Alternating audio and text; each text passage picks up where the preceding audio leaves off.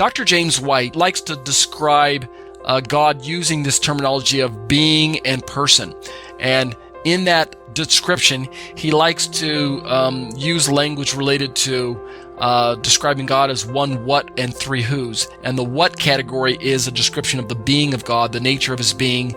The what helps to articulate the fact that God is God, the description of God as a being, as deity, the uniqueness of this being, and the qualities of this being allow God to be known as an exclusive being with this description God, and it entails qualities and powers, if you want to describe it that way, abilities, that can only be ascribed to God, such that when we read through the Bible and we encounter these qualities or descriptions or attributes, then we can naturally associate these things with God, so that when we continue reading through the Bible, when we find a being or a person or a persona or something else in the Bible that is displaying these same attributes or qualities, then we can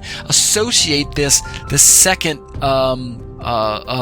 description or second narrative to the same person. We can simply arrive at a similar conclusion that we're reading about the same person, even if we're reading something that's slightly different. And of course, we're using the classic description of the fact that God performs actions and has qualities that are unique to himself, such that when Yeshua comes along and displays those same qualities or actions or attributes, that we as Bible students come to the same conclusion that Jesus must be equal or equated to God. He must be deity because of the shared attributes and qualities and descriptions and even at the receptive level, such as receiving worship, genuine worship, and things like that. The Bible tells us that there are three classifications of personal beings. It reveals this to it: God, man, and angels. What is personality? Dr. White challenges us with the question. The ability to have emotion. Here's his answer. What is personality? The ability to have emotion, will, to express oneself, right? When we're talking about God, we're talking about man, we're talking about angels, we're talking about personal beings.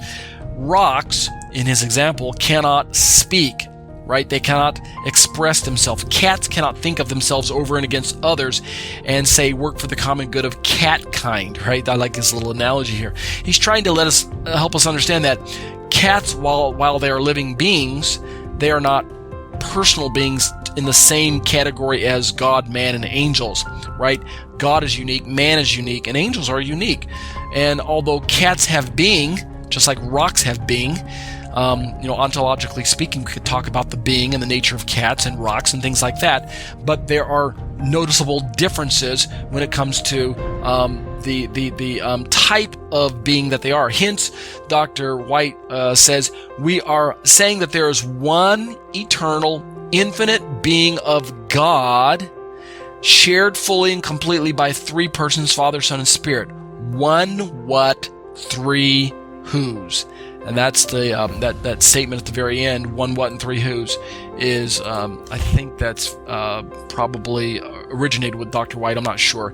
But I like that, one what and three whos when we're talking about God. And again, we'll deal with this when we get to part 2, where I'm going to show you how that the analytic theologians believe that the triunity of God is a logical fallacy. It does not consistently hold together, and they're going to use what's known as a syllogism to prove that it's not possible for God to be one and three, because the argument is not valid. And so we'll talk about whether that matters to us later on.